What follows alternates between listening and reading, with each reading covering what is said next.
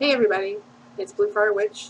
I'm excited about making some new videos, and I've got a topic that I wanted to discuss with you guys, which I think is really important when it comes to creating your own groups.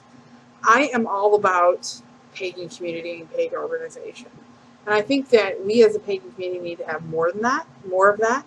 Now, not everybody's going to agree with me, and they're going to have their own ideas about that, but if you don't agree, then that's fine. You don't have to watch this video.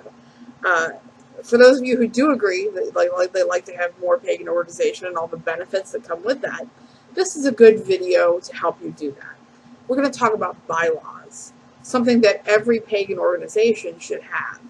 So you might want to get a pen and paper or save this video so that if you don't know how to write your own bylaws, that you've got a video tutorial that will help you do one way, at least, to do bylaws. There's not just one right way, but this is a good way.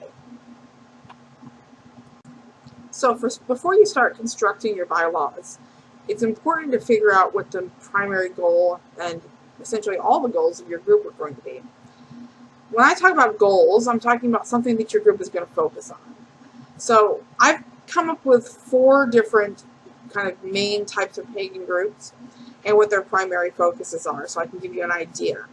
The first one obviously would be religious groups. So religious groups, their primary goal would be to strengthen the bond between individuals and their spirituality and all the aspects of their spirituality. So they're the gods that they believe in, their connection with nature, any type of magic or spiritual activity. So that includes prayer and offerings and learning how to do ritual and so forth and so on. And also any other type of values or ethics that you think are important to your own spiritual beliefs. So these would be the primary goals of a religious group, to strengthen those things. Okay. The second one would be charitable groups. We don't have enough charitable groups, in my opinion. And to emphasize this point, try looking for a pagan scholarship fund. Okay? It's almost impossible, right? We don't have them, but we should have them. And if you want to start a charitable group, you still need to have some bylaws. So charitable groups include things like pagan scholarship funds and legal action funds and even political action funds, so forth and so on. Those type of things that would be philanthropic to the pagan community, to help the pagan community overcome social problems. Okay?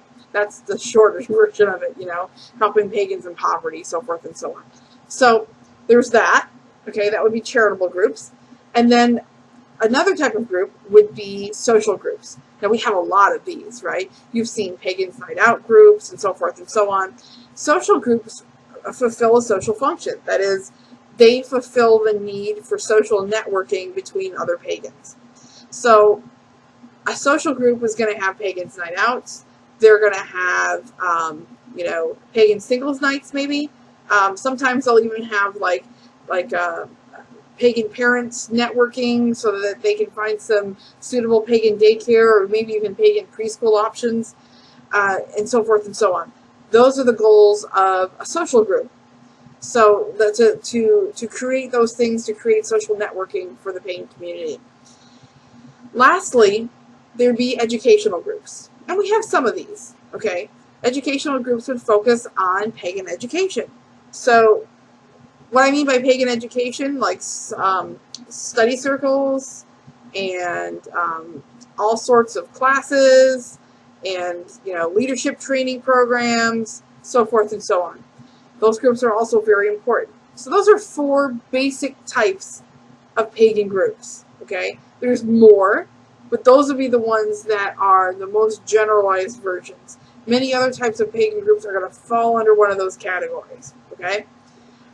Now, obviously, there's some groups that are going to have more than one goal. Usually, though, they only have one primary goal, okay? You can also figure out what other types of secondary goals that you want to do. And sometimes you have secondary aspirational goals that you won't be able to fulfill right away, But once you beef up your membership and become more established, you'll be able to add extra goals. So don't think just because you choose a primary goal and say, well, I also want to do some philanthropic things. That doesn't mean you can't do it. You know, when the Temple of the Greek Gods first started, we didn't have much in the way of charity because we didn't have that many people. But as we grew, we started adding things like Demeter's Drive, which is our food drive. And now we have Pagans in emergency situations, Pagans helping in emergency situations, that is, where we find people either via the web or in our own communities that need help. And we ask the Pagan community to help them and people who are near them so they can pitch in and help them so that, you know, if they're suffering with food insecurity or they need something, there's other people that might know of resources or be able to help them personally, and we help them do that too. So don't think just because you've chosen a primary goal that you can't add secondary goals later, okay? But the first thing you want to do is figure out what the major focus or the major goal of your group is. Now that you know what your group is going to be about, the next thing you want to do is craft your mission statement. I've seen some really bad mission statements out there, okay? I've scoured the web for all sorts of different pagan bylaws and stuff. Some are spot on, don't get me wrong, but others are terrible. And you can tell by the mission statement whether or not the people running it are professional or not professional, okay? The idea of what I'm trying to do is to get you to streamline things so that people can say, this is a group that's professional and knows what they're doing. So that people want to join, right? That's the end goal, right? You want people to join, come to you, you know?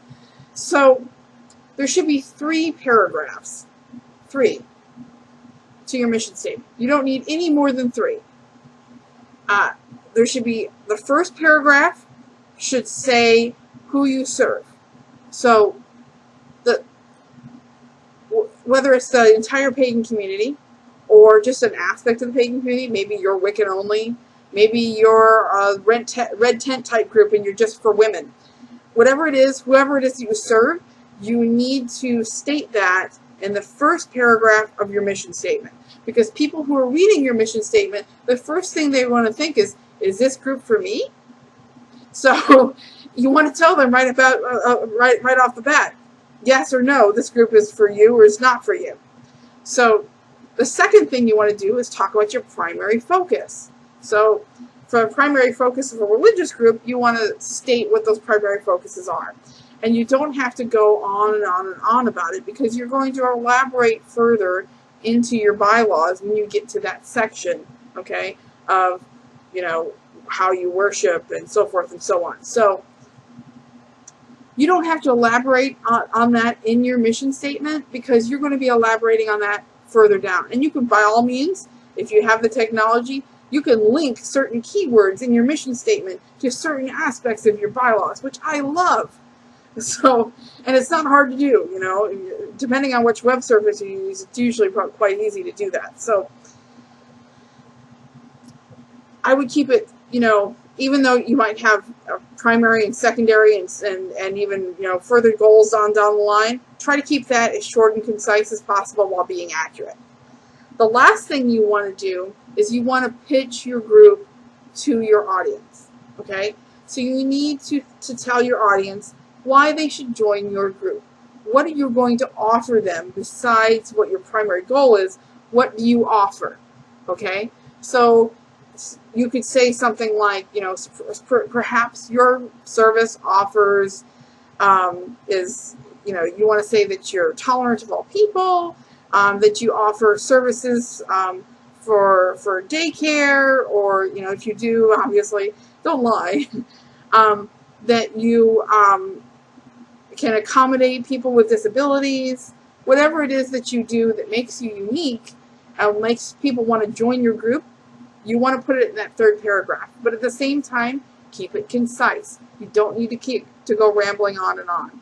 People who ramble on and make page-and-a-half, 2-page mission statements, nobody's going to read that. Would you read that? No, you wouldn't. You would read 3 paragraphs. You read, is this for me? What's the goal? What am I going to do in this group? And why is it different? That's it. That's all you need for your mission statement.